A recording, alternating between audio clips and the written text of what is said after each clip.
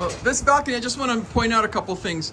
The rebar here, you know, has something left to be desired, because you know you can just see from that gap that's right here that we call it burning, where the rebar is very close to the surface.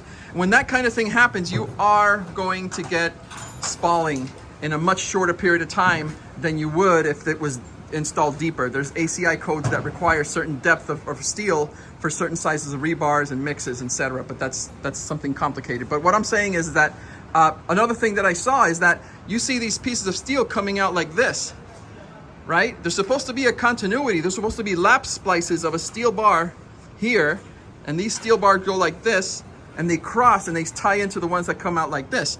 Now, this transversal bar is here. It's completely missing from here. That's another one of the things that I've been able to see. So one thing we're looking at here is that you've got, just shows the filled cells. There's no filled cells anywhere near here that will show that there is some sort of steel or reinforcing steel that ties this down to the floor below. And you can also see here on this one below it, you don't see that either. We're at 307 right now, and this is a repair that was already done. You can see that it was not done correctly. They didn't coat the rebar, and that's just damaged again. So it's just money out the window. Same thing happened here. The spall still extends this way. Again, we have the railing. Okay. Not at all. Okay, now we're looking at the existing rails here. Now, these are not in great shape. They can be reused, but you have to understand that there's some demo that needs to happen here. These need to be cleaned. What they did is they put this shoe first into the concrete, and then they came in afterwards and put this over the shoe, and they mechanically fastened it with the screw onto this shoe. This is the shoe and this is the rail. We can do the same thing, but as you can see, all this railing, it's pitted. Where's it pitted? Yeah, the pitted means it's all like, you know. Yeah, but this is paint stuff. This is paint, and you can see there's a little bit of oxidation here, but this is stuff that can be handled with paint.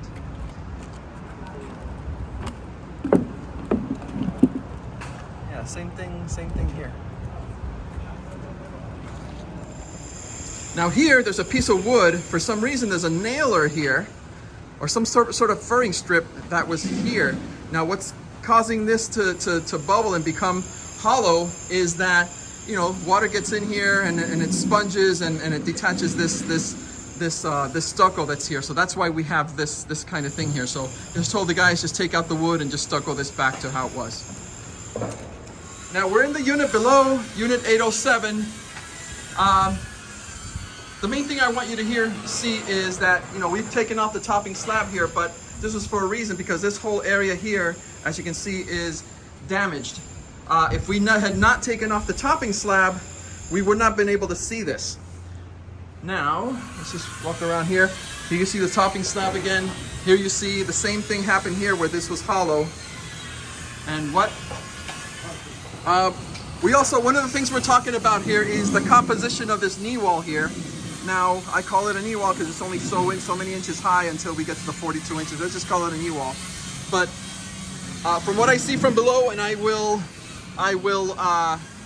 tell you guys about it, but there's really no cap here. There's really no cap here. All there is a metal lath, high rib, and just it's floated in. Okay, let's keep going down. Okay, unit 707.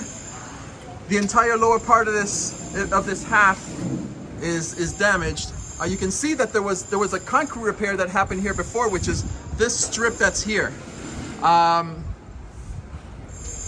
there's still in the new area, you can see there's still some spalling that's occurring here in this area, in the area that hasn't been touched yet.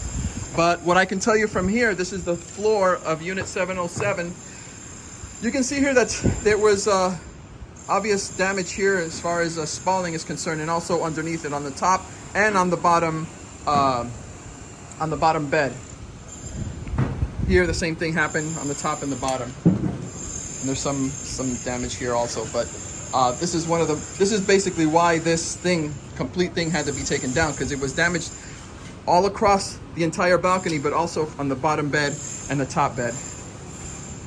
Let's go. Okay, we're gonna do a video of various items here. We're down on the, what floor is this? 907. Right now you can see, I already went all the way up there. As you can see, there is quite a bit of damage. Not just concrete, but also stucco. But one thing I wanted to explain here is, you can see here that there was a repair, a previous repair. Now, just because a repair was done years ago doesn't necessarily mean that first of all, that the repair was done correctly, because you can see right here that even the repair that was done didn't last. The spalling is occurring right at the repaired area. Now what happens? You also have spalls here, like this rebar here that was not repaired some time ago, but now it's damaged. Let me see here. Here we took the topping off, and you can see there is like 2 inches of topping that was all the way around. But you know, because of all the damage that I've seen here, I think it's reasonable to just take off all the topping. Now in this one, I don't necessarily see any damage, but as we go down, you'll see other ones that do have. Okay, I'm gonna make a video about what's going on at this knee wall here. Up here, I didn't show the railing up here for you know, to keep the drawing less busy. So what's gonna happen here is, I told the guys that if there's a concrete repair that happens, let's say that there's concrete repair that happens here, and they need to take this out, right?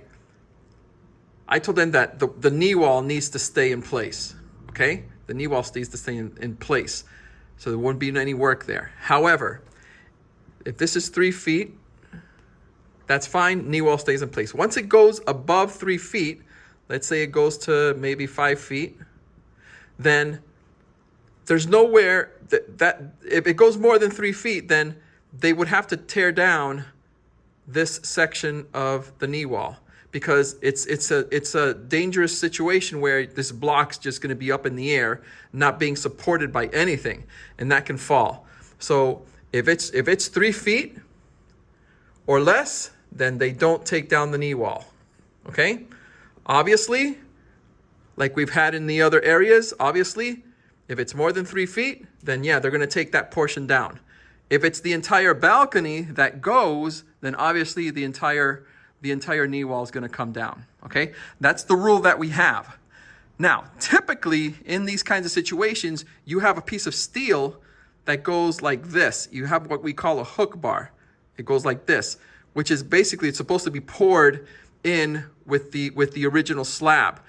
They have these rebars sticking up, and then they either pour this solid and concrete, or they put block in there. Okay?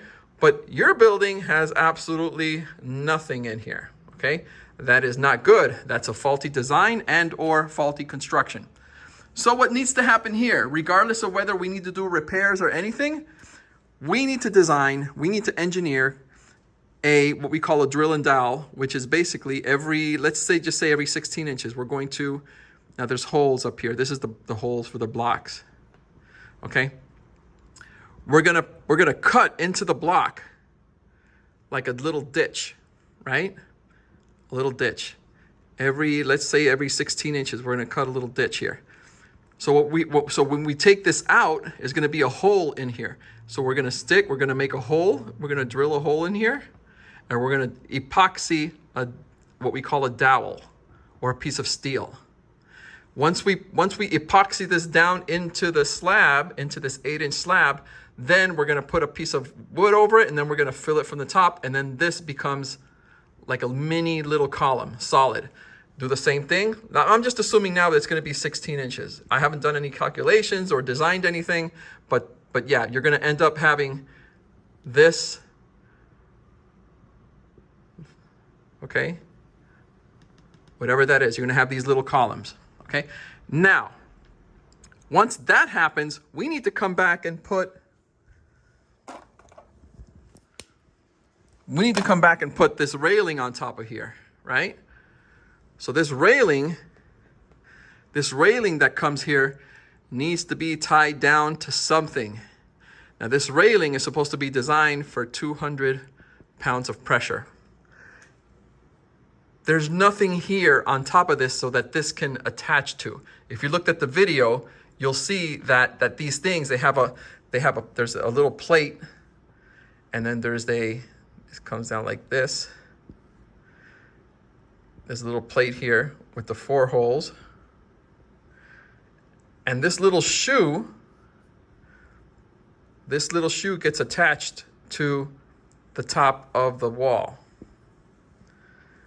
So once this gets attached to the top of the wall, then you get your railing, and then it comes down in here, and then there's a little screw that attaches to the railing to this shoe.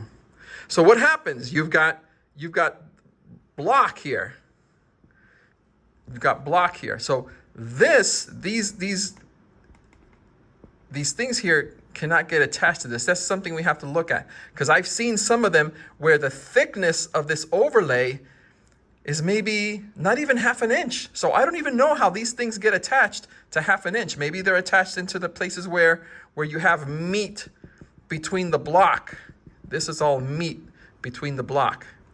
Maybe it's attached to the areas where you have the meat. But sometimes, inevitably, you're gonna have this thing going into an empty space, which is here. That's something that we need to look at also. So I just wanted to illustrate this to you, because at some point we had to do some sort of engineering with this to make this whole knee wall work.